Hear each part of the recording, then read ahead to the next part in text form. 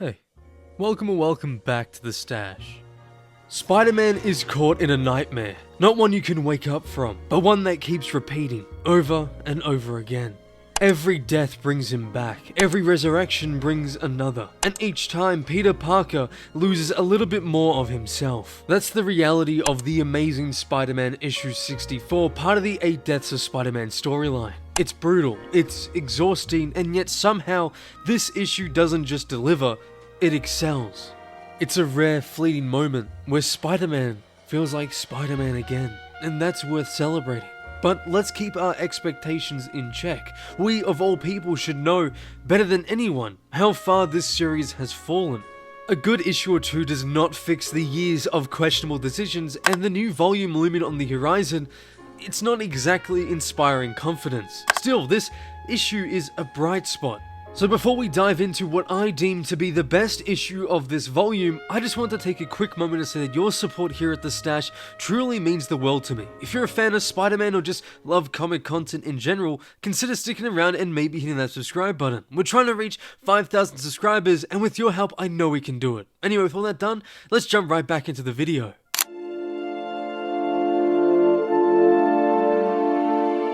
So our story begins with Peter and Doctor Strange conversing about the entirety of the Covenant and all that comes with these challenges, with Peter asking if there's a way to win without dying. Doctor Strange simply tells him it's just not possible. That's why Peter's been given the reeds, for the Scions are godlike beings. He deems it foolish to believe one could possibly make it through without paying a steep price. Peter switches the question from how to avoid to how to endure, and Strange's answers are still bleak, with him explaining that the pain is nothing compared to the fate everyone will face if he loses. Peter's not satisfied. He keeps asking questions about this whole Covenant thing and trying to gain whatever form of understanding he could possibly get. But once again, Strange is being very vague and he must depart. Peter's left all alone with nothing but his own thoughts, desperately trying to think of some way to win without dying in the process. Later on, we find Peter and Randy preparing more photos for the gallery. Randy has thrown in some of Pete's Spidey shots as they couldn't fill up their display without them. Plus, those pictures also give them a bit of an edge. People love those pics, especially the whole underdog aspect they each have about them. As Randy continues to explain the details of their gallery, Peter's mind slowly drifts. He can't focus, and how could he after all he's been through recently? He's constantly on edge, waiting for the next battle to arise. A man is oddly looking through the window, and so a paranoid Peter Parker quickly goes to investigate, fearing it might be time to suit up once more. But upon getting a closer look, he soon realizes the man is actually the gallery owner Alice's father. Nearby, however, we find two actual Scions, Calyx and Syra, debating on their next move. Calyx, ever the impulsive one, is tempted to go challenge Spider-Man now, whereas Syra prefers a more tactical approach. Calyx is having none of it though, and goes off to find the champion. Back with Peter now, and we see him helping out Aunt May. It's nice to see that the two have made up since their previous encounter in the last issue, and Feast today has been short-staffed lately, and they could really use the extra hands. Pete also remembered to get the check from Norman Osborn to fund the community day, so it's really nice to see him actually uphold one of his responsibilities. May and Peter share a hug, but Pete's mind is still focused on the Scions. The fact that they can appear whenever they like to challenge him into a fight is haunting his mind. May asks him if him and Shay are still coming over for dinner, which Peter reaffirms, before May continues to talk about a date she had. There's a slight hum in Peter's mind though, that begins to grow louder and louder. Well, you know what they say, always trust your spider sense, because a Scion is nearby on a rooftop, keeping a close eye on Peter. But then, the unexpected happens. Spider-Man not only confronts the Scion first, but also challenges him to the battle. Calyx's arrogance fills the air, with Peter getting more and more sick of all the Scion's bravados after each passing second. Calyx is stunned by Spider-Man's boldness in challenging him first. It's so rare in fact that it's become a common misconception with those who participate that the Scion must challenge first, where it is in fact more so a tradition. And we get all this information from the amused Syra. And so the battle is about to commence. The Amazing Spider-Man versus Calyx, the inevitability of pain. He sends forth his Crisman canines to wreak havoc among the streets of New York, giving Peter the choice to decide whether or not he allows his pets to unleash agony as he tries to defeat Calyx. Of course, since this is Spider-Man, he simply cannot let innocents get hurt or worse because of his fight. He rushes over to one of the demon pet's first victims and quickly casts a spell healing the mother completely. The chase continues with it becoming ever so harder with Calyx right behind Spider-Man, throwing attacks whenever he can. Spidey, using one of his new tricks he learned, casts a spell meant to bind the hounds, also Calyx thought. He watches on in complete shock as the binds that confined his dogs suddenly banish them to where they came from. Spider-Man wastes no time after he's dealt with the hounds and lands a mean strike to the face.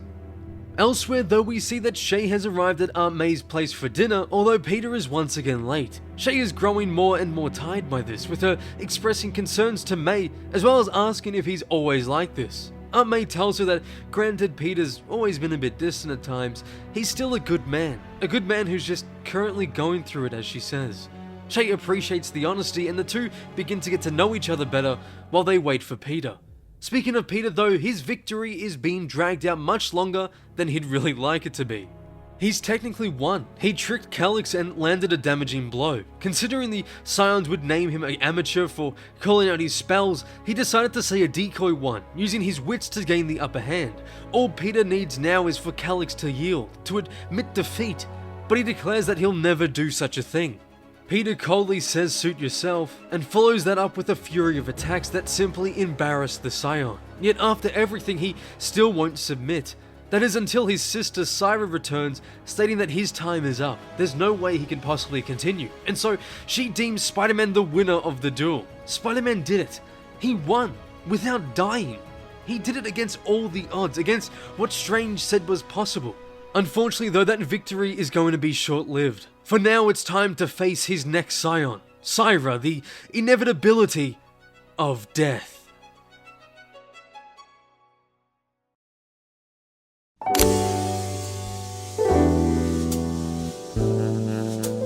We've somehow gotten 2 good issues of The Amazing Spider-Man in a row. 2 issues that, against all odds, managed to feel like Spider-Man again. That shouldn't feel monumental. This is the bare minimum we should expect from Marvel's flagship title, but here we are. 2 issues, and yeah, I know this probably isn't going to last, but let's be real. When's the next time we're going to have a moment like this? Now I can already hear it. Spider-Man comics are still a disaster. The new volume is just going to bury us further. And honestly, you're not wrong. We're not out of the woods yet. Not by a long shot. But that doesn't change the fact that this issue wasn't just decent, it was good. And I'm not about to let the weight of everything wrong with modern Spider-Man stop me from acknowledging that. If nothing else, we need to savor these moments, even if they're rare and fleeting. So let's talk about The Amazing Spider-Man issue 64. Is it the best Spider-Man comic ever? Obviously not. Is it even the best in this current run? Well, yeah, but that bar is practically on the floor. Still, it's worth noting when something actually works in this series because let's face it, that hasn't happened quite often. And this issue, it works. Maybe it's a Christmas miracle. Maybe I'm just going insane from having over 60 horrible, absolutely horrible issues in a row that destroyed the character we also hold near and dear to our hearts, but I enjoyed this issue. Justina Ireland has somehow turned the 8 Deaths of Spider-Man storyline into something that I find worth following. Under Joe Kelly's direction, it started as a mess, too chaotic, too disjointed, too hollow, but Ireland's writing has brought focus and heart to what felt like a sinking ship. Her take on Peter's mental and emotional state is sharp, layered, and most importantly, believable. This is something we never got with Joe Kelly when he was starting the series. This is a Peter Parker who's breaking down, and for once, the story gives us space to feel that. He's got an attitude now. He's sick of this champion shit, and reading that growth in this issue gave this book a bit more of an edge for me. I felt more invested because for once, Peter's got his backbone again.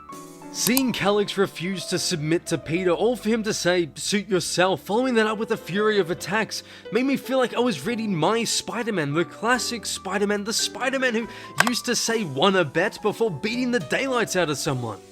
But the changes to Peter don't just stop at his attitude. The need to avoid the constant deaths are beginning to fill up his mind. Peter's obsession with finding a way to break the cycle of death isn't just logical, it's tragic. Every time he dies, he loses a little bit more of himself, and it's taking a toll. Watching him claw his way towards a solution is gut-wrenching because it's so him. He doesn't give up, even when it feels like the world is against him. Even when the guy who's done this job also often tells him, right to his face, that there's no way to win without dying, yet somehow against the odds, he does it. He wins. And the best part about it is it all felt so earned.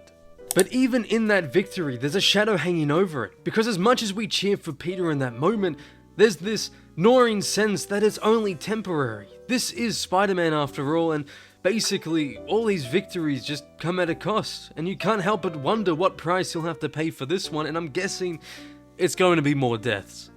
And then there are the SCIONS for this issue. For once, they actually feel like characters instead of faceless, interchangeable threats. The siblings, especially Syra, bring a depth that has been sorely lacking in this arc. Syra in particular is fascinating. She's cold, calculating, and terrifying in a way that leaps forth and grabs your attention. She's not just another Scion, she's a presence. Every time she's on the page, you're drawn to her. She's got layers, motivations, and a personality which makes her stand out in a way that none of the other ones have. Her brother, on the other hand, felt more like a stepping stone. He was dispatched with relative ease, which only sets the stage for Syra to be the real challenge. And honestly, it's fine by me. You know, Syra feels like the kind of villain this arc desperately needed, and the potential showdown with her in the next issue could be incredible. Could be, because, let's be honest, we've been burned before. Gleb Melnikov's art is another highlight, and it's been one of the very few consistent bright spots in this run. His style is dynamic, blending a refined John Romita Jr. vibe with his own unique energy. The fight scenes have weight and fluidity, but it's the quieter moments, the close-ups, the expressions that really shine. You can see the exhaustion on Peter's face, feel the tension in every panel. It's the kind of art that elevates the story, even when the writing falters. I personally hope to see him continue, but the preview for the new ASM volume just quickly stomped on that dream. But here's the thing, as much as I want to celebrate this issue, I can't shake the feeling that it's an exception, not the rule. Two good issues don't erase the damage that's been done to Spider-Man's legacy. They don't fix the broken relationships, the misguided storytelling, or the corporate influence that's plagued this series for years. So yeah, I'm cautious, maybe even cynical. This feels like a temporary reprieve, a brief moment of clarity in a storm that's far from over. But does that mean we shouldn't enjoy it? Absolutely not. Sometimes a small win is all we can get. And this issue, it feels like one of those. Not a home run, but a solid hit. For now, we can appreciate what's here. A Spider-Man who feels like Spider-Man. A story that feels like it has weight to it. An art that brings it all to life. It's not perfect, and it's probably not going to last. But for a fleeting moment, it's good. And maybe that's enough. For now.